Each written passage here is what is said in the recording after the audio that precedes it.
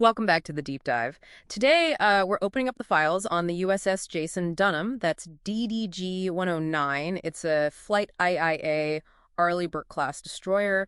And really, for a lot of folks in the Navy, it's kind of the modern workhorse. Our goal here is to give you a shortcut, to understanding the platform doing the bulk of the Navy's day-to-day global missions. Yeah, and the context is, well, it's really interesting. She was commissioned back in 2010, and her motto tells you a lot. Semper Fidelis, Semper Fortis. Always faithful, always strong. That idea, that mandate of enduring duty, it really shaped the whole design. Okay, so our mission today, unpack how this single ship, the Jason Dunham, balances that high-end strike capability with, well, the gritty regional stability stuff we hear about all the time. Let's maybe start with the platform itself, the design. The big shift, the key moment for the Arleigh Burke-class, was moving to this Flight IIA variant. DDG-109 is one of those. And the main driver behind the Flight IIA changes were self-sufficiency. They knew these ships needed to operate for longer, farther out, often without a carrier group nearby. Which meant physical changes, big ones. You can see it most clearly with the hangars. Permanent dual hangars, big enough for 2 MH-60R Seahawk helicopters. And that's absolutely essential for persistent anti-submarine warfare, ASW, especially long-range stuff. Exactly. And that self-sufficiency, it demanded raw endurance, fuel provisions. So to handle those really long deployments, like 9 months away from home, the displacement went up quite a bit, actually. The Jason Dunham is about 9,500 long tons. The earlier flights were closer to, 8,300? And that extra weight, it isn't just, more armor plating. It's specifically space for fuel and supplies, for that sustained global presence. Wow, 9 months. That really hammers home the workhorse idea. But adding all that weight, all that fuel capacity, doesn't that slow it down, or is that just the trade-off you have to make? It's definitely a trade-off, a necessary one. The design focus shifted a bit, maybe less on pure sprint speed, more towards mission flexibility and staying power. Being able to stay on station in a critical area for weeks, that became more important than just being the fastest ship. Okay, I see. Let's talk about the combat core then, the Aegis system. How does it manage all these different roles?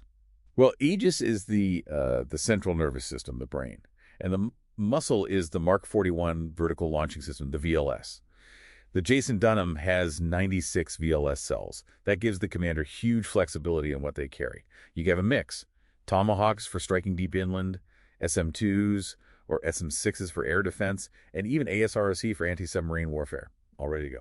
And the radar, the ANSPY-1DV. That little V seems important. It tells a story about where they expect this ship to operate, doesn't it? It does. That V indicates a modification specifically engineered to handle land clutter. When you're operating close to shore and the littoral's radar signals bounce off everything.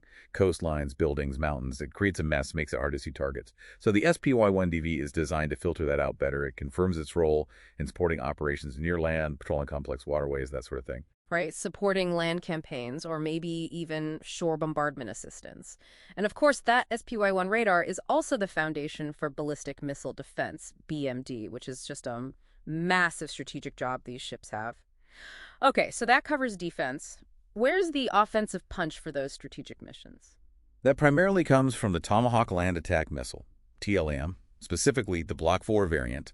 And this Block 4, this is where things get, pretty revolutionary for naval strength. Revolutionary. Tomahawks have been around a while, haven't they? They have, but the Block 4 is different. It's a tactical game changer. It has two-way satellite communications built in. That means the missile can actually get new targeting info in-flight target updates, or IFTT, while it's already flying. So if intelligence changes, the commander can literally redirect the missile mid-course. Plus, it can send back battle damage assessment imagery, BDA, right before it hits. It turns the ship from just a launcher into this really responsive smart strike node. It can adapt based on what's happening right now. Wow, okay. That ability to retarget mid-flight, that's huge for rapidly developing situations. And we already touched on ASuW, anti-submarine warfare. That's clearly a core function, too. You mentioned the helicopters, but it's got the sonar, too, right? The ANSQQ-89 suite. Absolutely. It combines a hull-mounted sonar with a towed array sonar for better detection ranges and depths. And, as we said, it can launch ASRE's anti-sub rockets right from the VLS. ASuW is definitely front and center. So when you put all these pieces together, the endurance, the VLS flexibility, the radar, the comms. Yeah, you see how flexible the platform is? The Flight IIAs like Jason Dunham can operate totally independent. Think counter-drug patrols down in Southcom. Or they can slot right into a larger task force, providing that critical air and subsurface defense screen for a carrier strike group. Really versatile. And you see that reflected in just, routine status updates. If you see a report saying it's operating in region post-hurricane maneuver, what does that usually mean? That typically indicates it's either training for or actively involved in humanitarian assistance disaster relief, HADR missions. It really highlights that these ships aren't just about warfighting. They're also key tools for diplomacy, for stability operations around the globe. So bottom line. The DDG-109, the Flight IIA design, it remains strategically indispensable. It's the ship designed and built to handle the vast majority of the Navy's everyday global presence missions, security cooperation, all of that. It's the backbone. Okay, so here's something to think about as we wrap up. When you look closely at the Jason Dunham, look at the resources poured into anti-submarine warfare, those dual hangars, the advanced sonar, the ASROC capability. It really suggests, doesn't it, that for the U.S. Navy, controlling what happens under the water is seen as the absolute foundation. The prerequisite, maybe, for projecting power anywhere else on the surface or ashore.